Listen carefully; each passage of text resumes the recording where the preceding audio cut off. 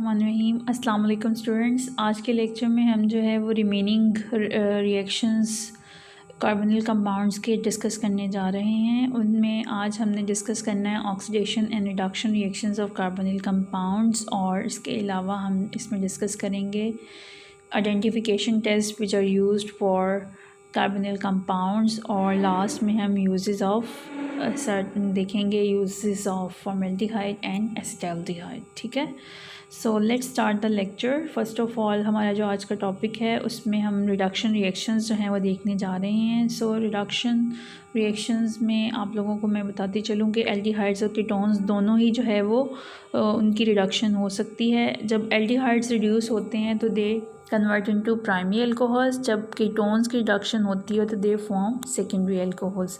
So I am highlighting this on the screen कि aldehydes की जब रिडक्शन होगी ये प्राइमरी अल्कोहल में कन्वर्ट होंगे और कीटोन्स की रिडक्शन के नतीजे में सेकेंडरी अल्कोहल्स बनेंगी। और प्राइमरी और सेकेंडरी अल्कोहल्स का ऑलरेडी आपको आइडिया है। अगर जो है OH ग्रुप जो है वो प्राइमरी कार्बन के साथ अटैच है तो वो प्राइमरी अल्कोहल है, अगर OH ग्रुप सेकेंडरी कार्बन के साथ अटैच होगा तो वो सेकेंडरी अल्कोहल होगी।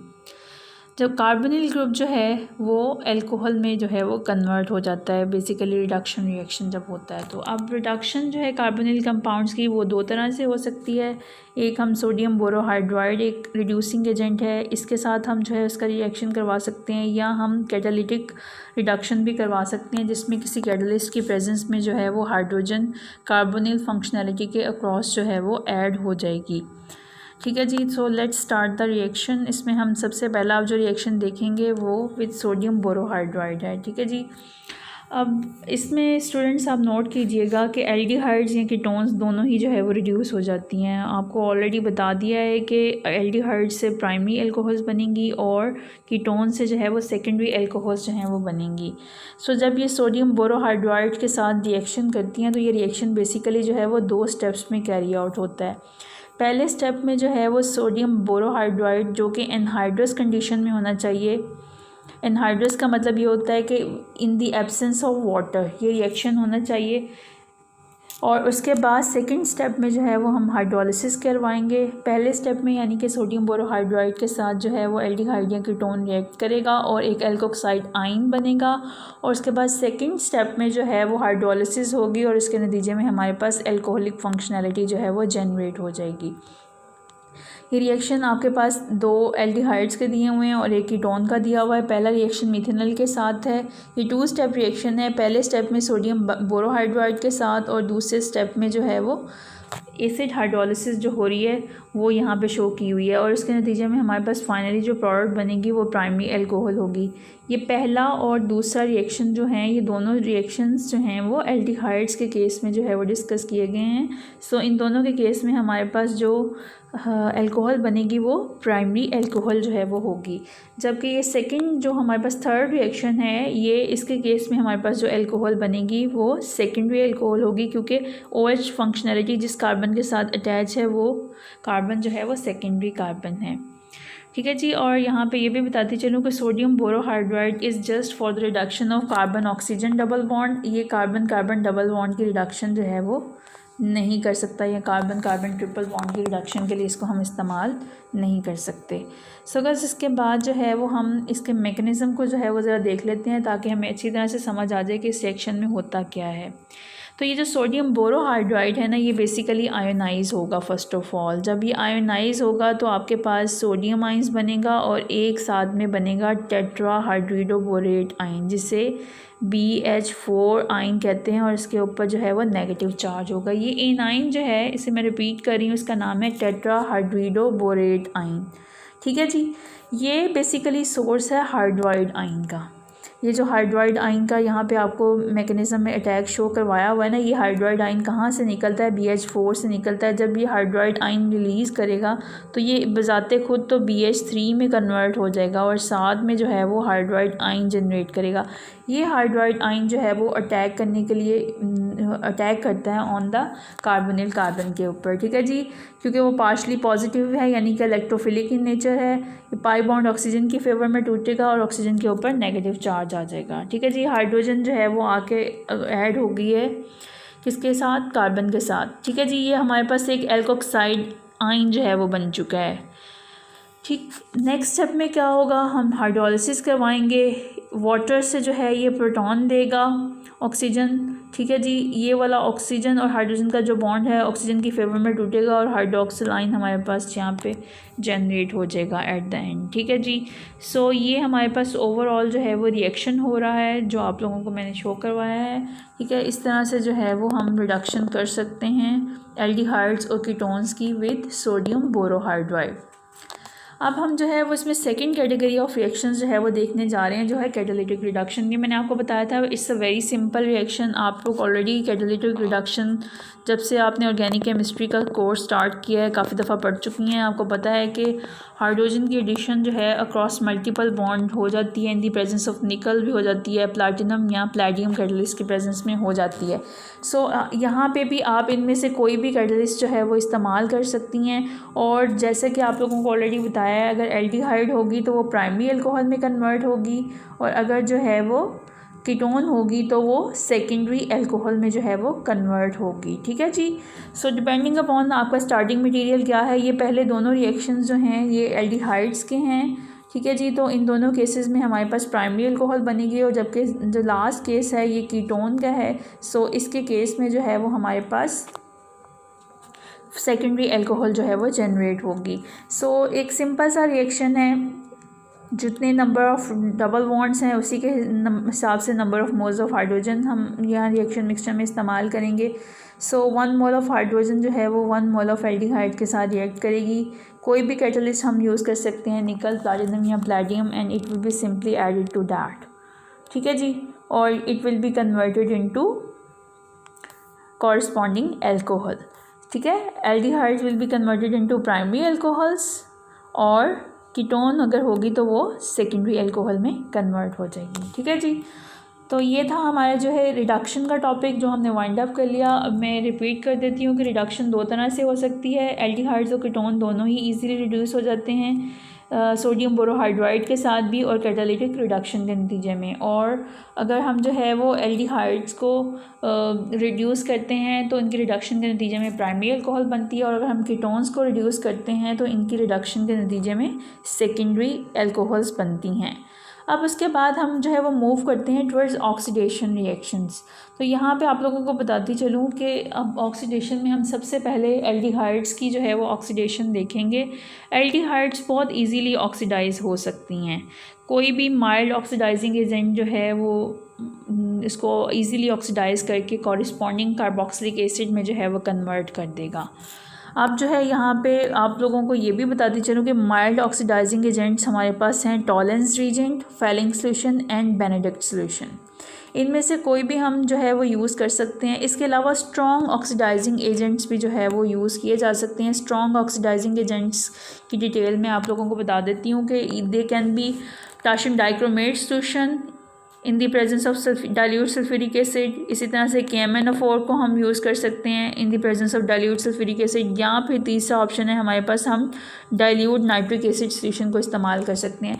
तो ये तीन ही आप लोगों को मैंने स्ट्रॉन्ग ऑक्सीडाइजिंग एजेंट्स बताए हैं और तीन ही माइल्ड ऑक्सीडाइजिंग एजेंट्स बताए हैं। तो एल्डिहाइड्स जो हैं वो माइल्ड और स्ट्रॉन्ग दोनों ऑक्सीडाइजिंग एजेंट्स से जो है वो ऑक्सीडाइज हो जाते हैं to the corresponding carboxylic acids. ठीक है जी, होता क्या है, ये जो हाइड्रोजन जो है वो एल्डिहाइड के साथ अटैच होती है, ये ऑक्सीडाइज होके OH में जो है वो कन्वर्ट हो जाती है। ठीक है, whether it's a mild oxidising agent और it's a strong oxidising agent. ये आप लोगों को जो है वो ब्रैकेट में जो ऑक्सीजन नज़र आ रही है, it's a nascent oxygen. Atomic oxygen को नेसेंट ऑक्सीजन जो है वो कहा जाता है। जब ये पोटेशियम डाइक्रोमेट जो है सल्फ्यूरिक एसिड के साथ रिएक्ट करता है तो ये प्रोड्यूस होती है in situ within the reaction mixture. So ये क्या करेगी, ऑक्सीडाइज कर देगी हाइड्रोजन को इनटू OH, और ये एल्डिहाइड जो है वो कॉरस्पॉन्डिंग कार्बोक्सिलिक एसिड में कन्वर्ट हो जाएगी। जितने नंबर ऑफ़ कार्बन्स जो हैं वो एल्डिहाइड में मौजूद होंगे, उतने ही नंबर ऑफ़ कार्बन्स जो हैं वो कार्बोक्सिलिक एसिड के अंदर जो हैं वो पाए जाएंगे। ठीक है जी, ये पहली एग्जांपल मैंने ली है इथेनॉल की, और सेकंड एग्जांपल अब जो मैं ले रही हूँ ये प्रोपेनॉल की है। क्योंकि 3 कार्बन की चेन है तो आईयूपैक नेम यहाँ पे मैं यूज़ कर रही हूँ। यहाँ पे प्रोपियोनेल्डिहाइड लिखा हुआ है, ये इसका कॉमन नेम है, बट मैं आईयूपैक नेम यूज़ कर रही हूँ। तो ये जो हमारा ऊपर हमने इथेनॉल यूज़ किया, इथेनॉल से हमारे पास इथेनोइक एसिड बना है। नेक्स्ट चैप्टर में हम कार्बोक्सिलिक एसिड का जब डिटेल में पढ़ेंगे तो वहाँ पे आपको इसका नॉमेनक्लेचर भी समझ में आ जाएगा। बट यहाँ पे आप लोगों को बताती चलूँ कि ये 2 कार्बन्स वाला जो एसिड है कार्बोक्सिलिक एसिड, इसको एसिटिक एसिड कॉमनली कहा जाता है, तो हम वही नेम यहाँ पर इस्तेमाल कर रहे हैं। सो जब 3 कार्बन्स वाली हम एल्डिहाइड्स यानी कि प्रोपियोन एल्डिहाइड यूज़ करेंगे तो अंडर माइल्ड और स्ट्रॉन्ग ऑक्सीडाइजिंग एजेंट की कंडीशंस में जो है ये कन्वर्ट हो जाएगी इनटू प्रोपियोनोइक एसिड। ठीक है जी, प्रोपियोनिक एसिड में कन्वर्ट हो जाएगा जो कि 3 कार्बन वाला एसिड है। ठीक है जी, सो ये आप लोगों को बता दिया है मैंने किसके बारे में, ऑक्सीडेशन ऑफ एल्डिहाइड्स के बारे में। अब हम ज़रा डिस्कस कर लेते हैं ऑक्सीडेशन ऑफ कीटोन्स को। ऑक्सीडेशन ऑफ कीटोन्स जो हैं वो इतना इजी प्रोसेस नहीं है जितना कि एल्डिहाइड्स जो हैं वो इजीली ऑक्सीडाइज हो जाती हैं। एल्डिहाइड्स को तो हम माइल्ड ऑक्सीडाइजिंग एजेंट से भी इजीली ऑक्सीडाइज कर लेते हैं, बट जो है माइल्ड ऑक्सीडाइजिंग एजेंट्स के साथ कीटोन्स कोई भी रिएक्शन नहीं देते। सो अगर इनको ऑक्सीडाइज करना है तो फिर हम जो है स्ट्रॉन्ग ऑक्सीडाइजिंग एजेंट्स का इस्तेमाल करेंगे, जिसमें अभी मैंने आपको लास्ट टाइम जो है वो एल्डिहाइड्स वाले टॉपिक में बता दिया है ऑक्सीडेशन ऑफ एल्डिहाइड्स के केस में कि स्ट्रॉन्ग ऑक्सीडाइजिंग एजेंट्स में हम 3 ऑप्शन यूज़ करते हैं, या potassium dichromate in the presence of dilute sulphuric acid, या हम KMnO4 का सोल्यूशन इस्तेमाल करते हैं डाइल्यूट सल्फ्यूरिक एसिड के प्रेजेंस में, या हम तीसरा ऑप्शन यूज़ करते हैं कॉन्सेंट्रेटेड नाइट्रिक एसिड सोल्यूशन। तो इनमें से कोई भी ऑप्शन जो है वो यूटिलाइज़ करते हुए जो है वो हम कीटोन्स को ऑक्सीडाइज़ कर सकते हैं। सो अब यहाँ पे भी बताती चलूँ कि जब कीटोन्स भी ऑक्सीडाइज होंगे तो वो भी कॉरस्पॉन्डिंग कार्बोक्सिलिक एसिड में कन्वर्ट होंगे, लेकिन इनकी जो है वो आपको बताया मैंने कि ऑक्सीडेशन जो है वो एल्डिहाइड्स के निस्बत डिफ़िकल्ट है। क्यों? एल्डिहाइड्स के केस में तो जो है वो आपने देखा था कि जो ऑक्सीजन जो कार्बन का जो है कार्बन के साथ बॉन्ड है, ऐसी कोई ब्रेकेज जो है वो यहाँ पे नहीं हो रही थी एल्डिहाइड्स के केस में। जबकि कीटोन्स के केस में अगर आप नोट करें तो कीटोन्स में कार्बन और कार्बन का जो है वो बॉन्ड टूटेगा। ये अभी मैं रिएक्शन बताती हूँ तो उसमें आपको क्लियर हो जाएगा। इसलिए जो है ये अगर जो है वो हमने कार्बन कार्बन का बॉन्ड ब्रेक करवा के कीटोन की ऑक्सीडेशन करवानी है तो उसके लिए फिर हमें स्ट्रॉन्ग ऑक्सीडाइजिंग एजेंट का ही इस्तेमाल जो है वो करना पड़ेगा। अब यहाँ पे मैं आप लोगों को ये भी बताती चलूँ कि कीटोन्स हमारे पास 2 तरह की होती हैं, एक होती हैं सिमेट्रिकल कीटोन्स और एक होती हैं अनसिमेट्रिकल कीटोन्स। तो दोनों का केस हम सेपरेटली देखेंगे। पहले हम सिमेट्रिकल कीटोन्स की तरफ जो है वो चलते हैं, जिनमें एक एग्जांपल हमारे पास एसीटोन की है जिसे प्रोपेनोन भी कहते हैं। ठीक है, हमने स्ट्रॉन्ग ऑक्सीडाइजिंग एजेंट का इस्तेमाल किया। यहाँ पे हम KMnO4 सल्फ्यूरिक एसिड की प्रेजेंस में इस्तेमाल कर सकते हैं, या कॉन्सेंट्रेटेड नाइट्रिक एसिड भी यूज़ कर सकते हैं। वो क्या करेंगे, नेसेंट ऑक्सीजन को प्रोड्यूस करेंगे और होगा कुछ यूँ कि कार्बोनिल कार्बन के साथ जो भी अल्काइल ग्रुप अटैच है उनमें से कोई सा एक, या तो इस जो है वो राइट साइड वाला, ठीक है, या फिर लेफ़्ट साइड वाला, कोई सा एक जो है वो कॉरस्पॉन्डिंग एसिड में कन्वर्ट हो जाएगा और किसी एक जो है वो एल्काइल ग्रुप के साथ कार्बोनिल कार्बन जो है वो इंटैक्ट रहेगी। ठीक है जी, सो ये कॉरस्पॉन्डिंग एसिड में कन्वर्ट हो जाएगा और ये जो हमारे पास जो है ये मिथाइल वाला पार्ट है ये कन्वर्ट हो जाएगा इनटू 1 कार्बन वाले एसिड में, जिसे फॉर्मिक एसिड कहा जाता है। ये 2 कार्बन वाला एसिड बनेगा जिसे एसिडिक एसिड कहेंगे, और ये मिथाइल वाले के नतीजे में हमारे पास जो एसिड बनेगा वो उसकी ऑक्सीडेशन के नतीजे में बनेगा फॉर्मिक एसिड। ठीक है, अब जब भी हमारे पास सिमेट्रिकल जो है वो कीटोन होगी तो उसकी ऑक्सीडेशन के नतीजे में हमारे पास मिक्सचर ऑफ कार्बोक्सिलिक एसिड बनेगा। इसमें आप देख सकती हैं कि एक एसिटिक एसिड बना है और एक फॉर्मिक एसिड बना है। जबकि जब अनसिमेट्रिकल कीटोन्स होंगी, अनसिमेट्रिकल कीटोन वो होती है जब कार्बोनिल कार्बन की दोनों तरफ जो हैं वो 2 डिफरेंट तरह के एल्काइल ग्रुप्स लगे होते हैं। यहाँ पे हम देख रहे थे कि कार्बोनिल कार्बन की दोनों तरफ मिथाइल ग्रुप्स ही थे, सेम ग्रुप्स थे। अब यहाँ पे जो सेकंड एग्जांपल है ब्यूटेनोन की, इसमें हमारे पास एक तरफ तो इथाइल ग्रुप लगा हुआ है और एक तरफ जो है वो मिथाइल ग्रुप लगा हुआ है। So it is an unsymmetrical alkane ketone.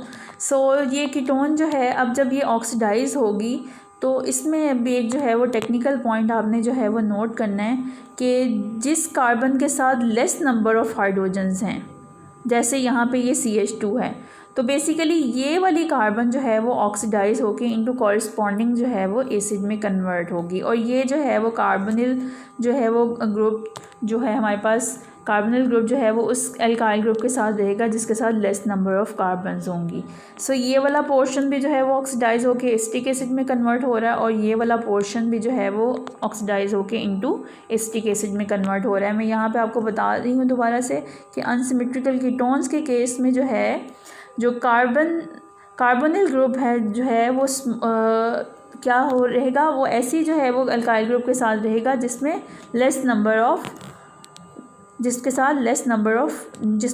Of carbons हैं। जबकि जो है सेकंड जो हमारे पास जो अल्काइल ग्रुप के साथ कार्बन जो ऑक्सीडाइज होगी वो वाली होगी जो कि जिसमें लेस नंबर ऑफ़ हाइड्रोजन्स होंगे, जिसको मैंने यहाँ पे हाईलाइट भी किया हुआ है। अगेन मैं इसको हाईलाइट कर देती हूँ ताकि आप लोगों को जो है वो क्लियर हो जाए कि ये वाली कार्बन जिसके साथ लेस नंबर ऑफ़ हाइड्रोजन्स हैं ये प्रेफरेंशियली जो है वो ऑक्सीडाइज होगी इनटू कॉरस्पॉन्डिंग एसिड, जबकि कार्बोनिल ग्रुप जो है वो उस अल्काइल ग्रुप के साथ रहेगा जिसमें लेस नंबर ऑफ़ कार्बन्स होंगी। ठीक है जी। सो ये थी हमारे पास ऑक्सीडेशन ऑफ कार्बोनिल कंपाउंड्स। इसमें सबसे पहले हमने देखा ऑक्सीडेशन ऑफ एल्डिहाइड्स और फिर हमने देखा ऑक्सीडेशन ऑफ कीटोन्स। तो इसके साथ ही हमने जो है वो रिएक्शंस ऑफ कार्बोनिल कंपाउंड्स को वाइंड अप कर लिया है। अब हमारे पास एक लास्ट टॉपिक है विच is very important from exam point of view. इसमें जो है वो बहुत से शॉर्ट क्वेश्चंस जो हैं वो बन जाते हैं, और वो टॉपिक है जी आइडेंटिफिकेशन ऑफ कार्बोनिल कंपाउंड्स। तो एल्डिहाइड्स और कीटोन्स की डिटेक्शन के लिए हम डिफरेंट टेस्ट इस्तेमाल करते हैं। इनमें से ज़्यादातर जो है वो आप पीछे पढ़ चुकी हैं मतलब थ्योरी में, लेकिन इसमें से जो अभी वन बाय वन देखना है ये इसको ज़रा गौर से देखिएगा, क्योंकि इससे रिलेटेड एक्सरसाइज में क्वेश्चन भी है और एक्सरसाइज को हम सेपरेटली नेक्स्ट लेक्चर में जो है वो डिस्कस करेंगे। तो सबसे पहला टेस्ट जो हम देखने जा रहे हैं वो है 2,4-DNPH test. Stand for two four dinitrophenyl hydrazine. ये लास्ट जो है वो लेसन में आपने जो है वो देखा था, हमने 2,4-डाइनाइट्रोफिनाइल हाइड्राजीन के साथ रिएक्शन करवाए थे एल्डिहाइड्स और कीटोन्स के, और आप लोगों को मैंने बताया था कि इस रिएक्शन का एक सबसे बेहतरीन जो है वो क्लू ये है कि हमें विजुअली जो है वो देख के पता चल जाता है कि हाँ जी रिएक्शन हुआ है। कैसे? क्योंकि इसकी जो प्रोडक्ट होती है वो कलर्ड होती है, इसमें रेड, ऑरेंज या येलो कलर के जो है वो प्रेसिपिटेट्स आते हैं। एल्डिहाइड्स और कीटोन्स जो हैं वो दोनों इस जो है 2,4-DNPH के साथ जो है वो रिएक्शन देती हैं और येलो, रेड या ऑरेंज कलर के प्रेसिपिटेट्स बनाती हैं। अगर हमने कार्बोनिल कंपाउंड्स को जो है नॉन कार्बोनिल कंपाउंड से डिस्टिंग्विश करना हो तो उसके लिए ये बेहतरीन टेस्ट है। दूसरा ऑप्शन ये है कि हम सोडियम बाइसल्फाइड टेस्ट जो है वो कर लें। ये टेस्ट जो है वो सिर्फ एल्डिहाइड्स देंगी या स्मॉल मिथाइल कीटोन्स देंगी, और इसकी हमारी कैसे क्लू मिलेगा कि रिएक्शन हो गया है या आया ये एल्डिहाइड्स हैं या स्मॉल मिथाइल कीटोन्स हैं।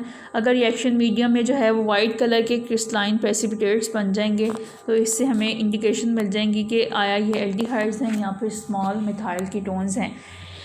उसके बाद ही हम थर्ड टेस्ट की तरफ चलते हैं, tolerance test, which is very important short question from exam point of view as well. आप लोगों को जो है ये एग्ज़ाम में शॉर्ट क्वेश्चन आ सकता है स्टूडेंट्स कि what do you know about silver mirror test या what do you know about Tollens test. So ये 2 मार्क्स का जो है वो short question you can easily attempt that, और इसके आंसर जो है वो बेसिकली ये पूरा पार्ट ही है जो यहाँ पे मेंशन है। आपने बताना है कि टॉलरेंस टेस्ट में हम कौन से रीजन इस्तेमाल करते हैं और साथ में इनकी इक्वेशन को मेंशन कर देना है।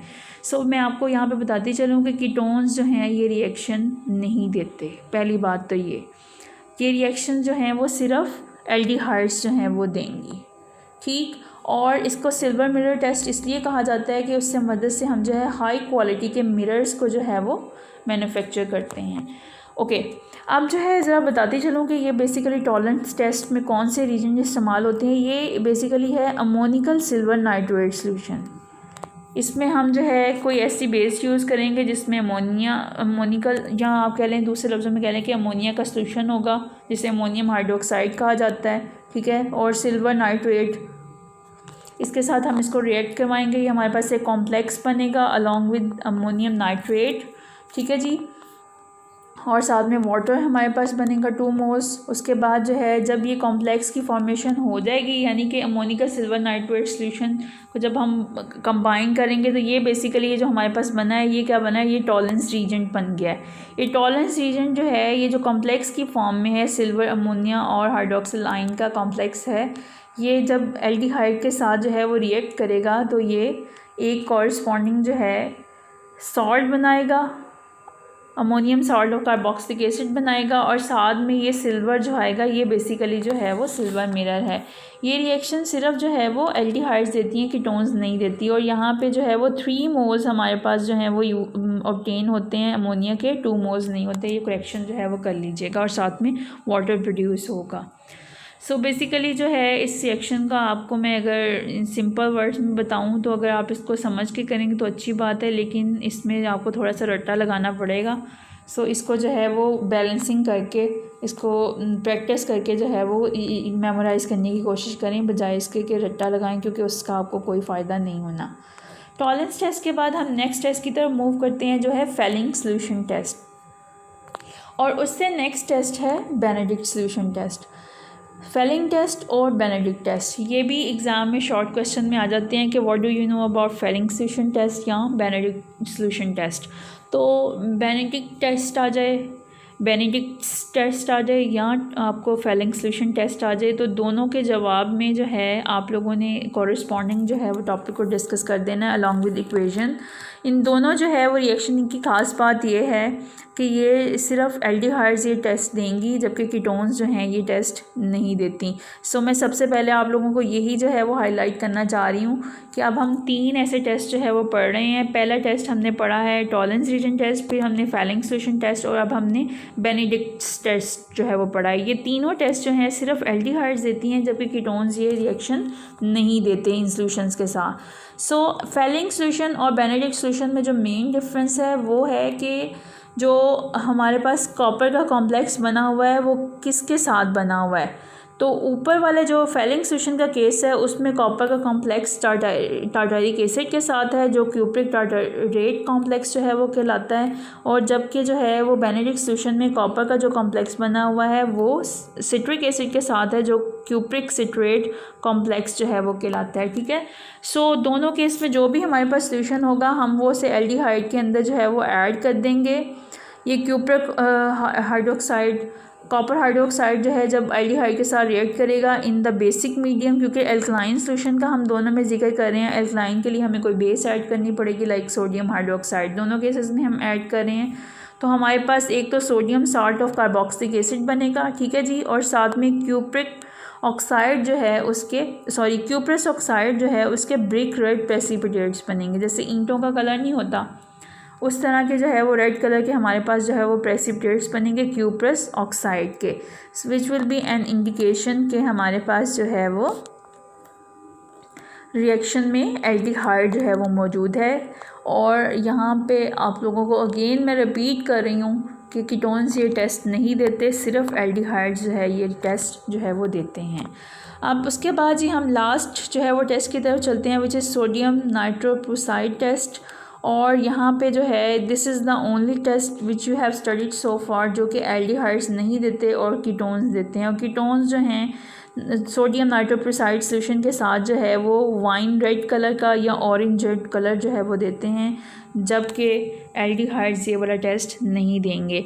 सो अब हम थोड़ा सा ज़रा रिवाइज़ कर लेते हैं, आप लोगों को मैं बताती चलती हूँ कि अगर जो है हमने कार्बोनिल कंपाउंड्स को नॉन कार्बोनिल कंपाउंड से डिस्टिंग्विश करना है, तो फिर हम 2,4 DNPH टेस्ट या सोडियम बाइसल्फाइड टेस्ट जो है वो कर सकते हैं। लेकिन अगर हमने एल्डिहाइड्स और कीटोन्स के दरमियान में डिस्टिंग्विश करना है, तो tolerance test, Fehling solution test और बेनेडिक्ट सोल्यूशन टेस्ट जो है वो एल्डिहाइड्स देते हैं, कीटोन्स नहीं देते। और on the other hand sodium nitroprusside solution के साथ जो है वो कीटोन्स जो टेस्ट देती हैं, लेकिन एल्डिहाइड्स नहीं देती। सो स्टूडेंट्स ये जो है इस टॉपिक में हमने आइडेंटिफिकेशन ऑफ कार्बोनिल कंपाउंड्स के लिए जो है वो डिफरेंट तरह के टेस्ट जो हैं वो देखें। अब इसमें लास्ट टॉपिक हम देखेंगे first of all uses formaldehyde के, और फिर हम यूजेस ऑफ एसिटाल्डिहाइड की तरफ मूव करेंगे। तो इसमें पहला यूज़ है कि ये मुख्तलिफ तरह के रेजन्स बनाने में इस्तेमाल होते हैं, जिसमें पहला रेजन है यूरिया फॉर्मेल्डिहाइड। और इसके अलावा प्लास्टिक्स की मैन्युफैक्चरिंग में भी इस्तेमाल होते हैं, जैसे बेकेलाइट। फ़िनोल जो है उसमें ये टॉपिक आता है प्रेपरेशन ऑफ बेकेलाइट का, वो आप जो है वहाँ से कंसल्ट कीजिएगा, आप लोगों को मैं रिकॉल करवा दूँगी। फ़िनोल का जो लास्ट चैप्टर में टॉपिक था वहाँ पे ये बेकेलाइट की सिंथेसिस जो है वो आप देख चुके हैं। इसके अलावा जी ये डाइस की जो है मैन्युफैक्चरिंग में इस्तेमाल होता है, जैसे इंडिगो, पैरा, रोज़ेनिलीन वगैरह। और इसके अलावा जो है आपको पता है इसका 40% एक्वस सॉल्यूशन फॉर्मलिन कहलाता है। ये जरासीम कुश होता है, ठीक है जी। सो इन्फेक्शन को रोकने के लिए, जरासीम को मारने के लिए, फंजाई को किल करने के लिए और एनिमल्स के स्पेसिमेन को जो है प्रिजर्व करने के लिए, जैसे आप जो है वो बायो के जो है वो देखते होंगे म्यूज़ियम में मुख्तलिफ एनिमल्स को प्रिजर्व किया हुआ होता है, तो वो बेसिकली जो है वो 40% जो है वो एक्वस सॉल्यूशन ऑफ फॉर्मलिन के अंदर जो है वो किया हुआ होता है। और सर्जिकल इंस्ट्रूमेंट्स, सर्जरी के जो आलात हैं उनको जो है वो स्टीरलाइज़ करने के लिए, जरासीम से पाक करने के लिए भी इसका इस्तेमाल जो है वो किया जाता है। इसके अलावा जो है फोर्थ पॉइंट अगर देखें तो ये डीकलराइजिंग एजेंट के तौर पे भी इस्तेमाल होता है। वेट डाइंग, वेट बेसिकली जो है वो बकेट को कहते हैं। ये बकेट्स में जो डाइंग का जो है वो प्रोसीजर होता है, उसके दौरान जो है यहाँ पे अगर हमें कोई ऐसा कलर जो है वो आ जाए जो हमें नहीं चाहिए हो, तो उसको डीकलराइज करने के लिए इस्तेमाल करते हैं हम फॉर्मेल्डिहाइड को। इसके अलावा बेस्ट क्वालिटी के मिरर्स बनाने के लिए जो है वो इस्तेमाल होता है। ये यूरिनरी एंटीसेप्टिक मेडिसिन बनाने में इस्तेमाल होता है, जिसका नाम है यूरोट्रोपिन, ठीक है। अगर यूरिन का इन्फेक्शन हो जाए तो ये जो है वो उसका इन्फेक्शन ख़त्म करने के लिए मेडिसिन दी जाती है। इसके अलावा थ्रोट लोजेंजेस बनाने में इस्तेमाल है, ये जो गले को जो है वो कहते हैं कि हाँ जी गले में अगर खराश हो रही है तो उसको आराम देता है, तो ये बेसिकली फॉर्मामिंट होता है, जो कि कम्बिनेशन होता है फॉर्मेल्डिहाइड प्लस लैक्टोज का, और ये जो है वो गले की खराश को ख़त्म करता है। और लास्ट जो इसका यूज़ है ये एंटी पोलियो वैक्सीन की प्रोसेसिंग में भी इस्तेमाल होता है। तो जब भी ये वैक्सीन बन रही होती है पोलियो की वैक्सीन, तो उसको प्रोसेसिंग के दौरान जो है फॉर्मेल्डिहाइड जो है वो इस्तेमाल किया जाता है, क्योंकि आप लोगों ने यहाँ पे ऊपर पढ़ लिया है कि ये स्टीरलाइज करता है, एंटीसेप्टिक एजेंट भी है, डिसइंफेक्टेंट भी है। तो वैक्सीन को हर तरह से जो है वो महफूज बनाने के लिए जो है वो इसका इस्तेमाल जो है वो यहाँ पे किया जाता है। सो ये यूजेस ऑफ फॉर्मेल्डिहाइड के बाद हम यूजेस ऑफ एसिटाल्डिहाइड की तरफ मूव करते हैं। इसमें पहला यूज़ जो हम देख रहे हैं वो है कि ये acetic acid, acetic anhydride, n butanol, ethanol और इस तरह के बहुत से जो है वो केमिकल्स की प्रेपरेशन में जो है वो इस्तेमाल होता है। इसके अलावा जो है हम एसिटाल्डिहाइड से रबर एक्सीलरेटर जो है वो बनाते हैं। इसके अलावा इससे जो है वो chloral hydrate, ethanol trimer and tetramer बनाए जाते हैं। और ये जो बेसिकली ये जो जिन मेडिसिन के मैंने भी नाम लिए हैं, क्लोरल हाइड्रेट, इथेनॉल ट्राइमर या टेट्रामर, ये बेसिकली जो है हिप्नोटिक ड्रग्स हैं। हिप्नोटिक ड्रग्स जो हैं ये बेसिकली स्लीपिंग पिल्स होती हैं, ठीक है। तो जिसमें जो है वो इथेनॉल ट्राइमर और क्लोरल हाइड्रेट जो हैं ये दोनों हिप्नोटिक ड्रग्स, जो मैंने क्या बताया कि बेसिकली स्लीपिंग पिल्स हैं, जिनको ये टेंशन या डिप्रेशन वगैरह का मसला होता है, उन्हें ये पिल्स जो है वो दी जाती हैं, जिसके अंदर ये केमिकल्स मौजूद होते हैं। जबकि ये टेट्रामर जो है ये स्लग पॉइजन, स्लग जो है ये एक इंसेक्ट की टाइप ही आप कह लें, क्रस्टेशियन आई थिंक ये होता है, जो जिसको किल करने के लिए जो है ये टेट्रामर का इस्तेमाल किया जाता है। आप लोगों को अभी लास्ट टॉपिक में बताया कि फॉर्मेल्डिहाइड भी एंटीसेप्टिक है, जबकि एसिटाल्डिहाइड भी एंटीसेप्टिक इन नेचर है। और ये इनहेलेंट्स जो हम नेज़ल इन्फेक्शंस में इस्तेमाल करते हैं, काफ़ी लोगों को जिनको एस्थमा वगैरह का या रेस्पिरेशन का कोई प्रॉब्लम होता है, ठीक है, तो उस डिसऑर्डर में जो है वो उन लोगों को जो इन्हेलर्स वगैरह दिए जाते हैं, आर्टिफिशियल इन्हेलर्स, वो अक्सर अपने पास जो है वो बैग में रखते हैं या अपने पॉकेट वगैरह में रखते हैं।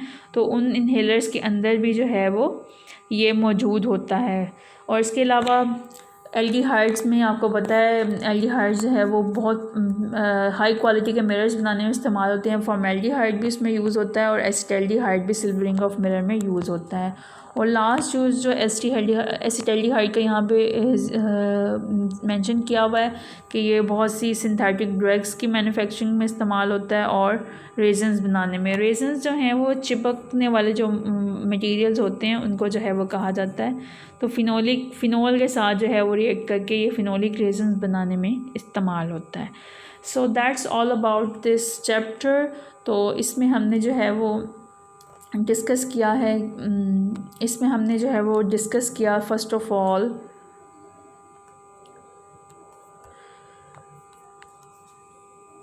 हमने